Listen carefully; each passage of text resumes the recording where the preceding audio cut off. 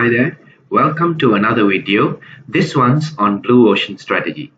As we discussed in class, I will go through the slides as I have uploaded them onto Moodle. So let us take a look at the slides right now.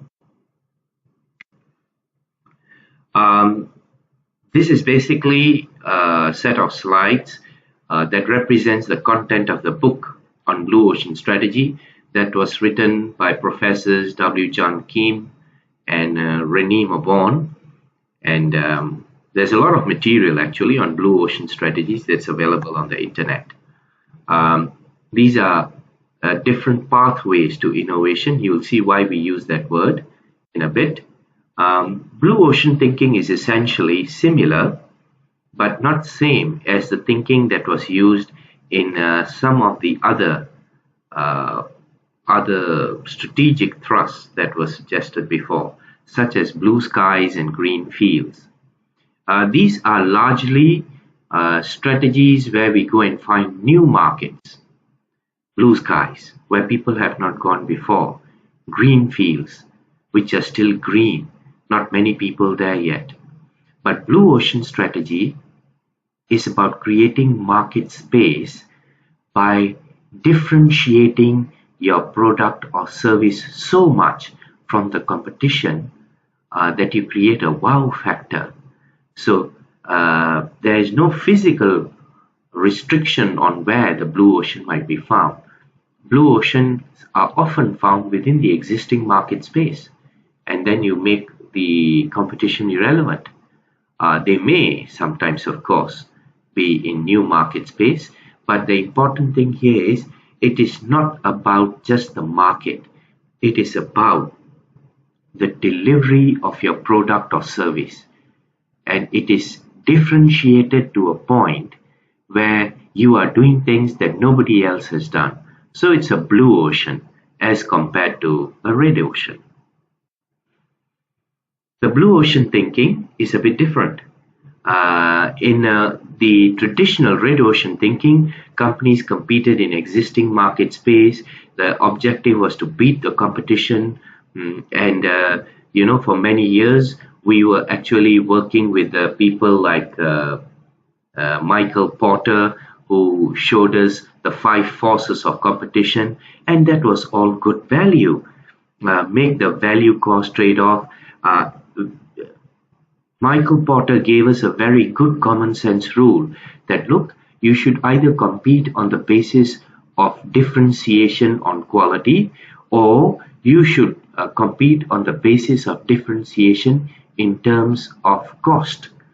And the presumption there would be that either you have good value, quality, or you have cost. And it was more like a trade-off. So you could not have both together. You would have one or the other, and then align the whole system of the strategic firm's activities with its choice of either differentiation or low cost, quality or low cost, high value or low cost. But in blue ocean thinking, we want to go where no one else has gone before. Apologies to Star Trek. We create uncontested market space. So much so that we are so different from the competition that what the competition is now doing becomes irrelevant to what we want to do. We create and capture new demand by breaking the value cost trade-off, because we are now going to align the whole system of the firm's activities in the pursuit of both differentiation and low cost at the same time. And this is called value innovation.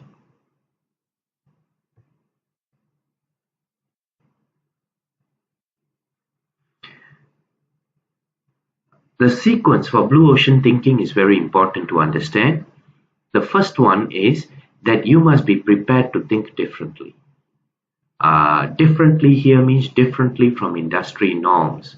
Because if you are still tied down by industry benchmarks and industry norms, then if you are thinking up of new ideas of product delivery, or if you're thinking of differentiating in a new way, there's a good chance that your competitors might be able to do the same, because you're using conventional wisdom.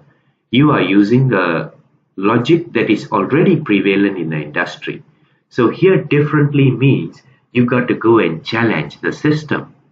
You have to redefine yourself and your industry.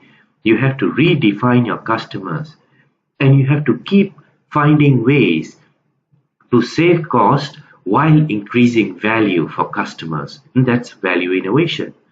And of course, if you do find yourself on the right pathway, then you should start planning to get the organization ready, getting rid of all the kinks and bugs, and set up timelines and deliverables so that you will be able to market whatever new blue ocean ideas that you might have. Now, when you think differently, it might be a good idea to get all your company executives to read things like Jim Rohn's What Makes Life Successful, or The Secret by Rhonda Byrne, or even Paul Arden's book, Whatever You Think, Think the Opposite. The idea is that we need to train ourselves, retrain if needed, to think outside the box. So when we redefine ourselves, customers, and industry, basically what we are saying is that if this is where the industry is focusing, we want to create a market space that is different, that no one has considered. We want to build value where no one else has built value. We want to remove things that do not have much value to customers and thereby reduce cost. And that will create VI, value innovation. Let's press on and see how this might happen. One of the things that we need to do is to reconstruct market boundaries and overcome beliefs. This means that you have to look at how people do things, not just within your industry, but even other industries. For example, restaurant people might learn from how airlines do their job. Airlines might learn from how hoteliers do their job, and they may actually find components of value offering in each other's industry, which may actually lead them to amazing blue ocean ideas. We also look at strategic groups within the industry. Who are the power players? And in this case, it would not be a bad idea to go back and look at Michael Porter's 5 forces. Who are the key players? Who are the strategic groups? Who calls the shot on the supply side? Who calls the shots on the demand side? Are there new entrants coming into the market? Are there new products coming into the market? We have to take a look at things like that. Look across to complementary products and service offerings that might go beyond the bounds of your industry, because if you do this, you will actually then readdress the functional emotional orientation of your industry and create the wow factor. This is to recognize the fact that many decisions, many purchase decisions, many business decisions are made not just with the mind, but with the heart as well, and participate in shaping external trends. Many times, blue ocean ideas have created new industries. For example, 100 years ago, the automobile was still just a very new industry. 20, 30 years ago, digital imaging was just an idea. The book on blue ocean strategy has a very interesting way of redefining customers. They are saying that you should not just look at the people who are buying your products now. Look also at people who are not buying your products. People who were disillusioned by your industry because they had a bad experience. Look at people who do not know that you can actually give them some value. Look at people who are getting service but are not fully satisfied and on the lookout to find new ways to satisfy whatever requirements that they have. So if you look at customers in that broader context, you will not just keep going back to the core customer groups and start fighting with everyone in the red ocean. You will start finding new customer groups and create new clients within your portfolio. So we reach beyond existing demand. For example, we find the commonalities of non-customers. That is to say, ask ourselves, why would people not want our products? And they have given some examples in their book, like prep lunchtime restaurants who recognize the need that there were many people who actually during lunchtime wanted just a simple place to sit down, grab a quick bite and move on, as opposed to people who would do a takeout. Again, JC Decor, street furniture people, showed city people how they could beautify their cities using street furniture. And Cisco gave or sold high-speed data transfer customers who never knew that they needed stuff like this. All of these companies found an area within the business, within the area of work that others were doing, which nobody had addressed, and so they found blue oceans. The secret of blue ocean strategy is value innovation. At the heart of being able to differentiate your value offering to the market is value innovation. Value innovation is essentially the ability of the company to decrease the costs while increasing the value to the consumer. So this is the goal that we have. This is what we want to achieve. Now, how could you do that? One might ask, how can you reduce cost and increase value simultaneously at the same time? Here is the suggestion. Value innovation can be created using what the Blue Ocean Strategy book calls the 4-action framework.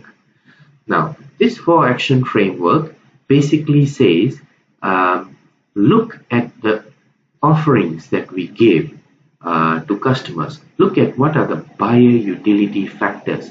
That's a good word to note, buyer utility factor. Whatever business you do, if you are selling something, you have to ask yourself, whatever that I'm selling, what is it that it does for the customers? You need to be able to define that. Now, sometimes the industries provide certain things that customers don't really want. However, people take that for granted. Now,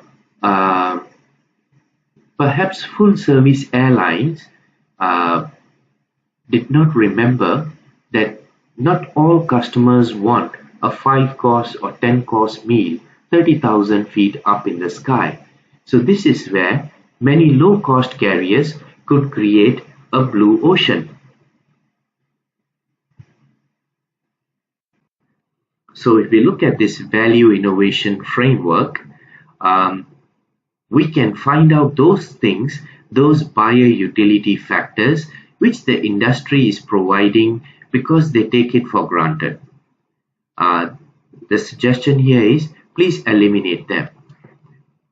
Please eliminate the 10-course meal in the flight. Reduce factors which have some value but not very much value. Again, depending on the industry, you would have to actually brainstorm and find on what are the factors which we provide, which incur cost to us, but which do not really give much value to the customers. So if there are some things which we can reduce, some others that we can eliminate, we have actually dropped our cost structure significantly. At the same time, we should identify what are the things that people would like as customers, but the industry has never offered. For example, one of the things that the KFC restaurants did in the fast food industry was this. One of the senior managers and presidents of the group liked to mix all his food before eating it. And he said, I'm sure there are many others like me. And they started offering the KFC mix bowl many years ago. And that was one of their products that actually did well. They had created a factor, they had created a blue ocean where the industry had never done something like that before. Because in the food industry, a burger was a burger, a corn hob was a corn hob, and a piece of chicken was a piece of chicken. But nobody had mixed all of them up before. There are other things that we might want to raise. Uh, in fact, there are sometimes value things that you can raise that are not very expensive. A good example of that would be Wi-Fi. You could provide free Wi-Fi to customers without fuss, without much ado, and that would actually lift the buyer value. So it is possible, therefore, for businesses to find how they can lift buyer value while dropping the cost structure. Easy? No, this is not easy, but this is why this will be a blue ocean. So one of the things that you can do is you can visualize what are these buyer utility factors. For doing this, we look to industry leaders, we list the buyer value factors for them, we provide a score for each, and we apply the rule of eliminate, reduce, raise, and create from our previous chart here. Eliminate, reduce, raise, create. So then we compute a revised score and plot the canvas. There are 4 steps to this. First, get everybody on board and tell them why it's important to visualize this. Then go into the field to explore the 6 parts of creating blue oceans. Market research is very, very important here. Then create your strategy canvas so that you can communicate your strategy to everyone on the team. So you will go and explore your industry, your strategic groups, your buyer groups, what kind of products or service offerings we have, what kind of functional emotional relationship people have, what would make people who buy our product or service happy, and what kind of timing we should apply. Now this is an example of how I applied blue ocean thinking for a certain state financial department. They came up with a benchmark score of 10, and I asked them then to evaluate themselves or their performance on the current achievement target. So based on that, they were very easily able to say, okay, this is our future target. Now you will say, this is not a blue ocean, this is just an improvement strategy of service, and you're absolutely right. But this is what you keep doing until you hit on one of the buyer utility factors, or indeed one or more of buyer utility factors that create the wow effect, and you will be able to then get your blue ocean. So you will notice here the current achievement rate in many of these things is denoted by the red line, but the future target is actually denoted by the blue line, and that is what they want to reach for. So this is basically the idea of blue ocean strategy, trying to create differentiation through value innovation, creating differentiation by reducing cost while adding value to the customer. And this value that you add must be significant enough to create a wow effect. I hope that this will encourage you to actually read the actual book, because it makes for amazing reading. Bye for now.